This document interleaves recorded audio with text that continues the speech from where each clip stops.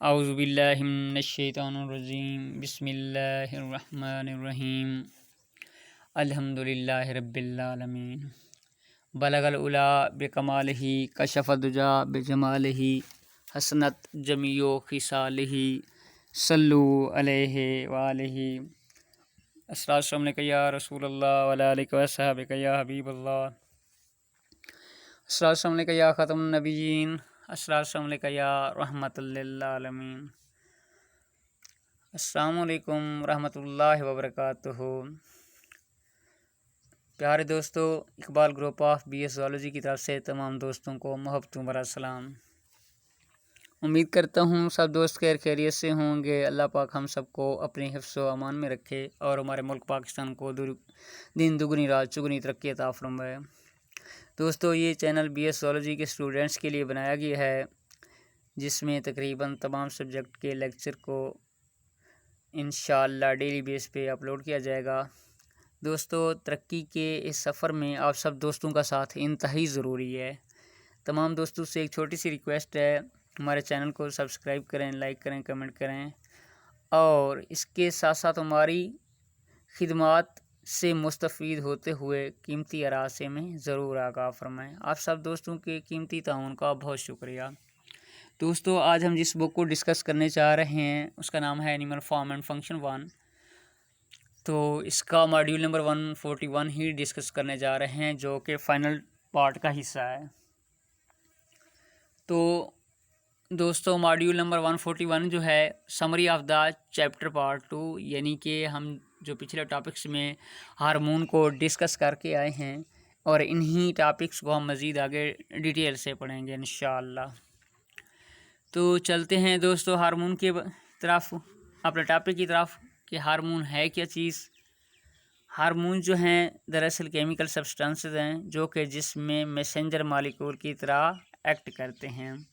यानी hormone gland से खारिज होने वाली वो रतूबतें हैं, वो सिक्रेशंस हैं जो हमारे जिस्म में एंडोक्राइन हालत में या एक्सोक्राइन हालत में रेगुलेट करती रहती हैं और मुख्तलिफ फंक्शन परफॉर्म करती हैं।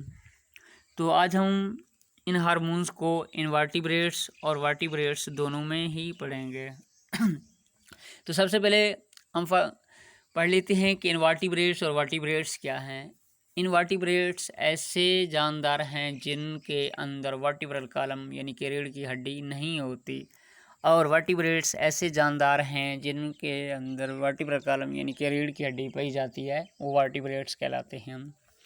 तो अब चलते हैं इनवर्टिब्रेट्स में हार्मोन्स के मुतालिक जानने के लिए।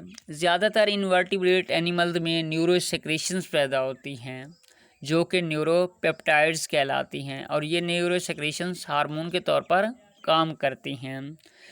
तो समझ आ गया नहीं, ऐसे जानदार यानी कि जिनमें रीढ़ की हड्डी नहीं होती उनमें न्यूरो सेक्रेशंस पैदा होती हैं जो कि न्यूरोपेप्टाइड्स कहलाती हैं, और ये न्यूरो सेक्रेशंस हार्मोन के तौर पर ही काम करती हैं। अब हम पढ़ेंगे न्यूरो सेक्रेशन जो हैं उनकी जामे डेफिनेशन पढ़ेंगे कि न्यूरो सेक्रेशन हैं क्या। Neuro secretion is the storage, synthesis and release of hormones from neurons. अब देखिए भाई, जो कॉमन इनवर्टिब्रेट्स एनिमल्स हैं, सिंपल हैं, उनमें तो न्यूरो सेक्रेशन पैदा होती हैं। न्यूरो सेक्रेटरी सेल्स होते हैं जो कि ब्रेन में मौजूद नर्व सेल्स में पाए जाते हैं। ठीक है, यानी कि हमारे ब्रेन के अंदर नर्व सेल्स हैं, ये न्यूरो सेक्रेटरी सेल का ओरिजिन है, और न्यूरो सेक्रेटरी सेल्स जो होते हैं वो न्यूरो सेक्रेशंस पैदा करते हैं जिन्हें हम न्यूरोपेप्टाइड्स कहते हैं। अब इसके बाद चलते हैं एडवांस इनवर्टिब्रेट्स की तरफ। एडवांस इनवर्टिब्रेट्स जैसा कि मोलस्कस, आर्थ्रोपोड्स और एकेनोडर्म्स में ये न्यूरो सेक्रेटरी हार्मोन्स नहीं होते। तमाम वर्टिब्रेट्स में न्यूरो एंडोक्राइन कंट्रोल सेंटर होता है, यानी कि रीढ़ की हड्डी रखने वाले जितने भी जानदार हैं उन सब जानदारों में न्यूरो एंडोक्राइन कंट्रोल सेंटर होता है। ये न्यूरो एंडोक्राइन कंट्रोल सेंटर जो है जिस्म में होने वाली तमाम तरह सरगर्मियों को कोऑर्डिनेट करता है, कम्युनिकेट करता है और इंटीग्रेट करता है। ये सेंटर हाइपोथैलेमस और पिट्यूटरी ग्लैंड्स पर मुश्तमिल होता है। यानी कि हमारा न्यूरो एंडोक्राइन कंट्रोल सेंटर जो है वो हाइपोथैलेमस और पिट्यूटरी ग्लैंड पर मुश्तमिल होता है। ये दो ऐसे कंपोनेंट्स हैं हाइपोथैलेमस और पिट्यूटरी ग्लैंड्स जो कि मिलकर न्यूरो एंडोक्राइन कंट्रोल सेंटर बनाते हैं। वर्टिब्रेट का एंडोक्राइन सिस्टम बहुत सारे मेजर ग्लैंड्स पर मुश्तमिल होता है। इनकी रीढ़ की हड्डी रखने वाले जानदार जो हैं उनका एंडोक्राइन कंट्रोल सिस्टम बहुत सारे मेजर ग्लैंड पर मुश्तमिल होता है, जैसा कि हाइपोथैलेमस, उसके बाद हो गया thalamus, pituitary glands, hypothalamus, pituitary glands, pineal glands, thyroid gland, parathyroid gland, adrenal glands, pancreas, gonads and thymus वगैरह, ये सारे के सारे मेजर ग्लैंड्स हैं। अच्छा, वर्टिब्रेट में इन मेजर ग्लैंड्स के अलावा इनके साथ साथ दूसरे ग्लैंड्स और आर्गन भी पाए जाते हैं जो कि हार्मोनल सरगर्मियाँ सर अंजाम देते हैं, लेकिन इनको एंडोक्राइन ग्लैंड्स में शुमार नहीं किया जाता। इनमें मदरजा झैल शामिल हैं। कौन कौन से इनमें आर्गन शामिल हैं? यानी कि मेजर ग्लैंड्स के अलावा दूसरे जो ग्लैंड्स या आर्गन्स हैं वो कौन से हैं?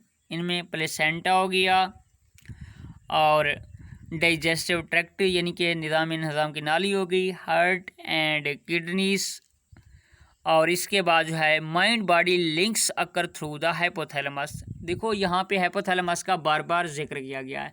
हाइपोथैलेमस जो है दरअसल हमारे दिमाग का हिस्सा है। हमारा दिमाग और बॉडी यानी कि जिस्म का बहुत करीबी ताल्लुक़ है। हमारी जो सोच होती है वो हमारे जिस्म पे ही बहुत ज़्यादा इफ़ेक्ट करती है, यानी कि हम जो सारा दिन सोचते हैं ज़्यादातर वही फंक्शन हम परफॉर्म करते हैं। ये जितनी भी हमने ग्लैंड्स पढ़े हैं ये सारे हाइपोथैलेमस के साथ जुड़े होते हैं, और ये हाइपोथैलेमस जो है गवर्नर ऑफ बॉडी कहलाता है, जो कि इन हार्मोन को रेगुलेट भी करता है। अच्छा, हमारी मेंटल स्टेट जो है यानी हमारी जो जहनी हालत है वो एंडोक्राइन ग्लैंड्स के बहुत सारे फंक्शन को मुतासिर करती है। मिसाल के तौर पर जब हम टेंशन में होते हैं तो हमारे एंडोक्राइन ग्लैंड्स बहुत ज़्यादा एक्टिव हो जाते हैं, और जो ही हम रिलैक्स होते हैं तो वो लेस एक्टिव होते हैं, यानी कि नॉर्मल कंडीशन में आ जाते हैं। मिसाल के तौर पर जैसा कि एड्रीनलिन ग्लैंड्स हैं, ठीक है, एड्रीनल ग्लैंड्स जो हैं एड्रीनलिन पैदा करते हैं जो कि हार्ट पेशेंट के लिए यूज होती है। तो जब हार्ट ब्रेक जो होने लगती है तो एड्रीनलिन ग्लैंड्स एड्रीनलिन पैदा करके उस इमरजेंसी की सूरत हाल को कंट्रोल करते हैं। तो बार बार यहाँ पे जो हाइपोथैलेमस का जिक्र हुआ है, तो हाइपोथैलेमस जो है जिस तरह से मैं पहले बता चुका हूँ कि गवर्नर ऑफ द बॉडी भी कहलाता है, और ये हमारे जिस्म के तमाम तरह अफ़ाल को कंट्रोल भी कर रहा होता है। तो इस हवाले से हाइपोथैलेमस जो कुछ सोचेगा, यानी कि हमारा दिमाग जो कुछ सोचेगा उसका इफ़ेक्ट बॉडी पर पड़ेगा। हमारी सोच जो है उसका अहम किरदार है बॉडी को इफ़ेक्ट करने में। मिसाल के तौर पर try to describe yourself, अपने आप को बयान करें। How thoughts are transformed into physiological responses, अपने आप को बयान करें कि हमारे ख्यालात किस तरह हमारे जिस्मानी रद्द-ए-अमल में तब्दील होते हैं। मिसाल के तौर पर मैंने किसी काम का एक प्लान बना लिया है, दिमाग में सोच लिया है कि यार आज मैंने ये करना है, तो जो हमारी सोच होगी वही हमारे बॉडी से काम करवाएगी। इसलिए ये मास्टर ऑफ द बॉडी है, गवर्नर ऑफ द बॉडी है, जो कुछ ये सोचता है और इसी का इफ़ेक्ट हमारी बॉडी पर पड़ता है। तो लास्ट पॉइंट को मैं डिस्कस करने जा रहा हूँ। Compare to enzymes and genes, hormones are remarkably small molecules.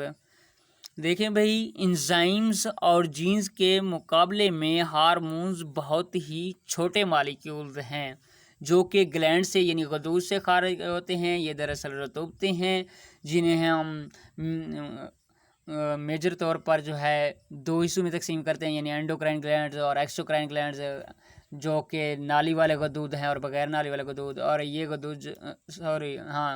ये नाली वाले गदूद या बगैर नाली वाले गदूद, यही ग्लैंड जो हैं सेक्रीशन खारिज करते हैं।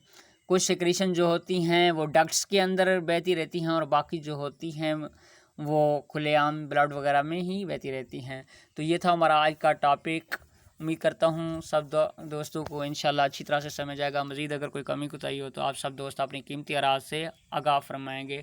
आप सब दोस्तों के कीमती ताउन का बहुत शुक्रिया। एक बार फिर से रिक्वेस्ट है कि आप सब दोस्त हमारे चैनल को सब्सक्राइब करें, लाइक करें, कमेंट करें और बेल नोटिफिकेशन के बटन को ऑन कर दें। जज़ाकल्लाहु खैरा।